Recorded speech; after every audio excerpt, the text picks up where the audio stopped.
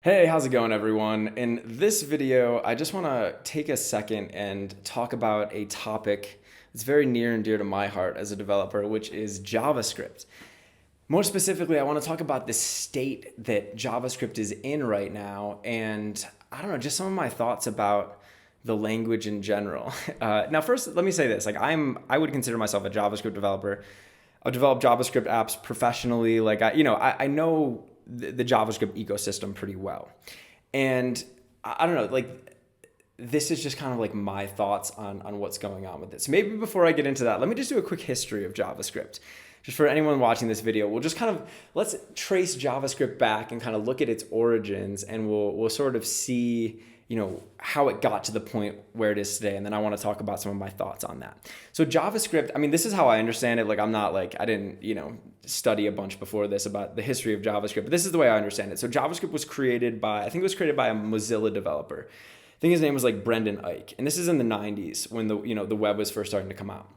And the whole purpose of JavaScript when it first came out was just to be this little tiny scripting language that would allow you to manipulate a web page with computer code, right? So we have in JavaScript, like the core concept is this thing called the DOM, the document object model. And you can use these DOM APIs in order to manipulate it. So that's kind of how JavaScript works. And that was the original intention of JavaScript. It was just to make your websites a little bit more responsive. The original intention of JavaScript was not to be this like general purpose programming language that millions of developers were going to use and that billions of dollars worth of tech stacks were going to be built on in 2021. It was never the point. It was just supposed to be this small little add-on to your HTML pages so that you could, listen for when a user clicked a button and then you could give them like an alert pop-up or something like that. It's basically just like do all the things that you can't do in CSS. So that JavaScript, that was the original intention. I think the source code was written in like a week or something. It was written in some like ridiculously short amount of time where you're like a little suspicious of it and you're like, did it really get written in a week? Like that, I don't know. I always remember hearing about that like when I first learned JavaScript.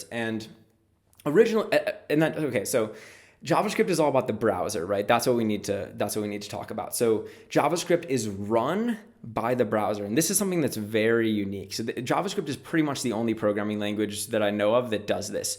And so generally, like let's say you're going to work in a programming language like Java or something. If you want to run Java code, you download the Java program, like the Java, it's called the JRE, whatever, but you download the program that can run Java for you.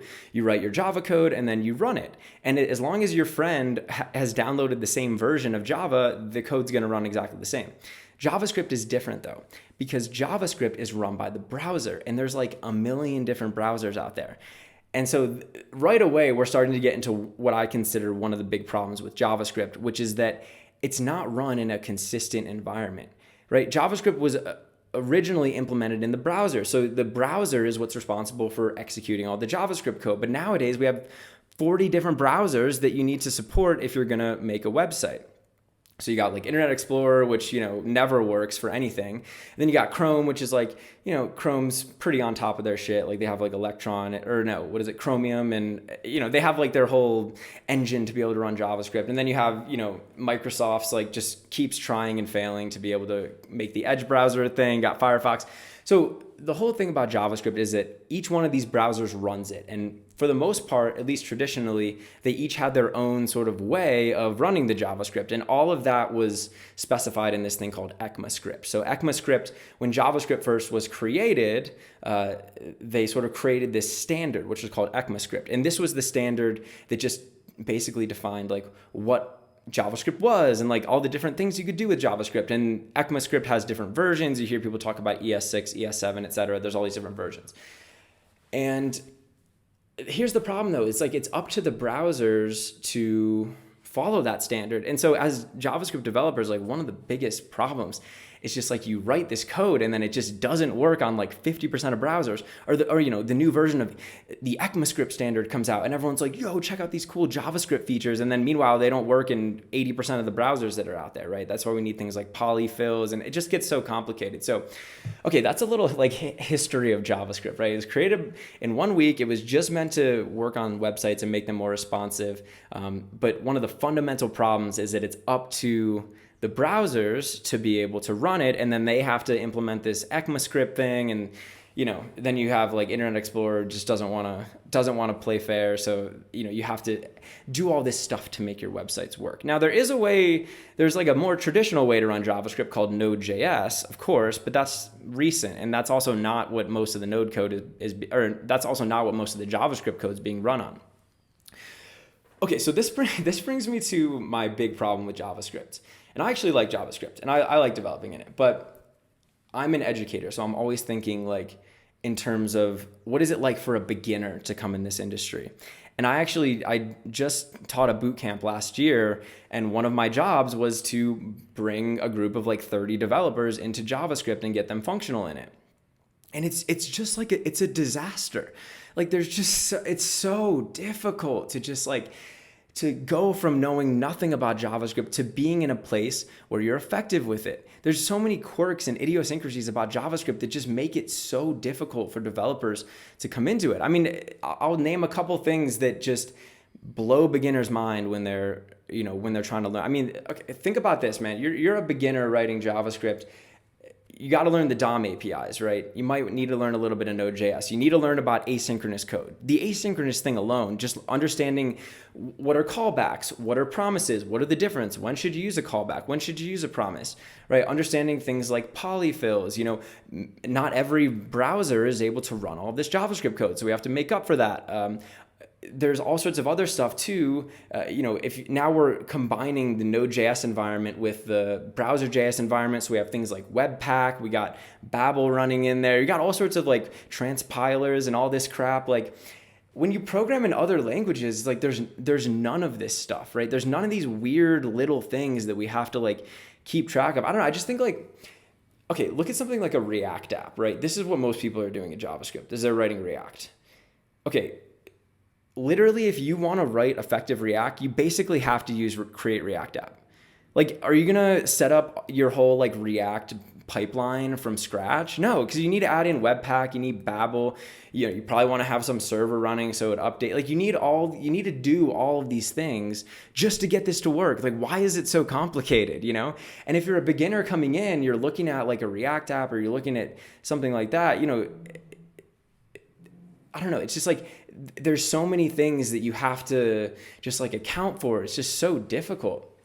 And I think sometimes as developers, like as, more senior level developers, it's like we just take it for granted because we know all of that stuff, right? Yeah, you're a senior dev, like you know how to work with the promise APIs and like, yeah, you know how to, you understand how the link between Node.js and browser.js, you understand things like server-side rendering, or you understand even look at like inheritance in Java or object orientation in JavaScript, right? The prototypical inheritance. Try explaining that to a beginner.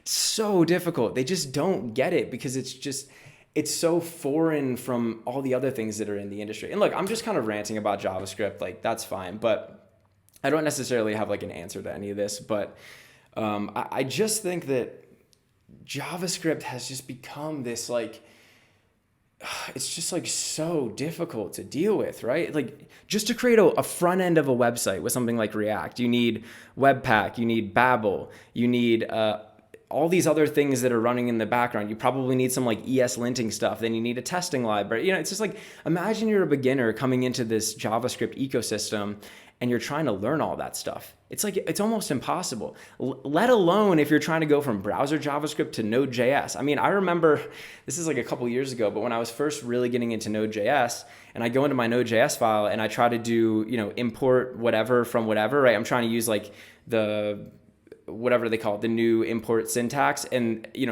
meanwhile, Node.js doesn't support that, right? We have to use requires and all that. Like explaining these things to beginners, it's just like, I don't know.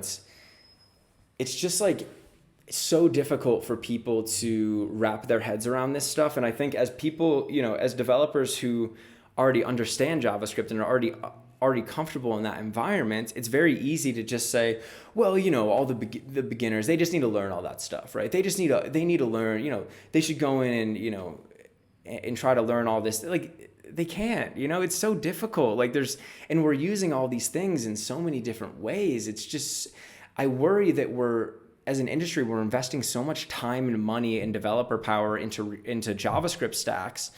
And yet it's so difficult to upskill developers on that stuff. like when I was teaching this bootcamp, I was basically telling my students like, look, don't even like consider trying to like set up a React app from scratch, or like don't even consider, don't go into that, don't eject the create React app, don't go into the Webpack config file or anything like that, because it's just like, it's too much, man. They just can't do it. So look, this is like obviously a problem that's been talked about a lot, but I don't know, as I'll code in other languages, and everything is so consistent, and there's just like the way that you do things. And then I go into JavaScript and I just feel like I'm in the Wild West.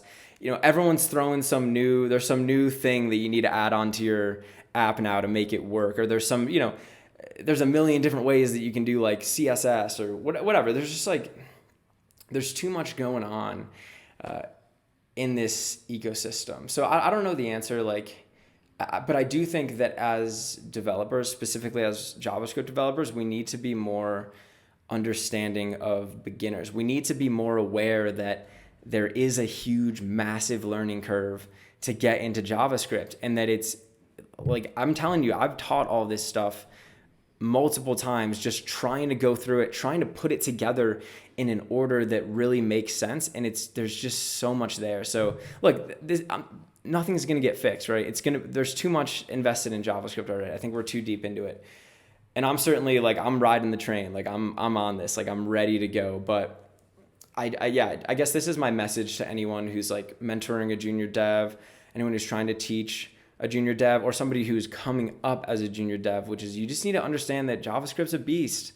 Like, yeah, there's all these different things that you need to learn and that you need to understand, but it's just the way it is. So I don't know, maybe that makes people feel better. This is just my rant on JavaScript. I actually like JavaScript, but oh dude, and then you have like, then you throw like TypeScript into the mix. I've been getting really into TypeScript this past year, and I actually love it. Like I do most of my JavaScript programming now in TypeScript. TypeScript is just JavaScript that has static types. And look, if you're using like TypeScript in strict mode, that's fine. But there's a lot of people too that are using TypeScript, and it's like this weird bastardized version where it's like you have, you're using some static types, but then you have like a bunch of dynamic, I don't know. There's just so much going on, and then you add TypeScript and it just complicates everything. I wish there was another language for the web that was just didn't have all this baggage. Like I think a lot of times even React developers, like they almost like it. They like the fact that there's like all this stuff that they need to, but are we overcomplicating this? Like, are we seriously, like, is this the best that we can do? Like this JavaScript, like I'm certainly not going to be able to make a better language, but I'm trying to teach people this stuff. And I'm just realizing like, man, it's just so difficult to get into all of those different stacks and everything, and to understand these different execution environments. So it all goes back to the fact that JavaScript was never meant to be this like really scalable, architecture that we could build apps on. JavaScript has really just it's just been like a bunch of stuff's been thrown on it, over the years. And now, if I want to go write some code, it's like I have to worry, is this only going to work in Chrome? Like if someone's computer is 5 years old, are they going to be able to see this web page? And then in order to compensate for that, you need Babel and Webpack and all this other stuff that just bundles it together. So I don't know. That's my rant about JavaScript. If you like this video and you like me ranting about stuff, you can leave a like. If you disagree with me, or if you have thoughts on this yourself, please leave a comment. Remember, I am a JavaScript developer. I'm not trying to hate on JavaScript, but it'd be cool to get kind of a conversation going. But really, I think my point is just to bring this back from the perspective of a beginner, from an educator, right? There's problems here. Like, this is not like, I worry whether or not JavaScript can really scale to where I think it's going. And more specifically, I worry that we're going to be able to train developers on it. I'm really scared about that. Like, this is the thing, more and more people, like the more React and JavaScript and whatever front end code that people write, the more developers we need to maintain it. And in order to get more of those developers, we need to be able to train them on this stuff. And it's just so hard to bring people up to speed on it. So something to think about. Anyway, that's my rant. Thank you for watching, and I will see you in the next video.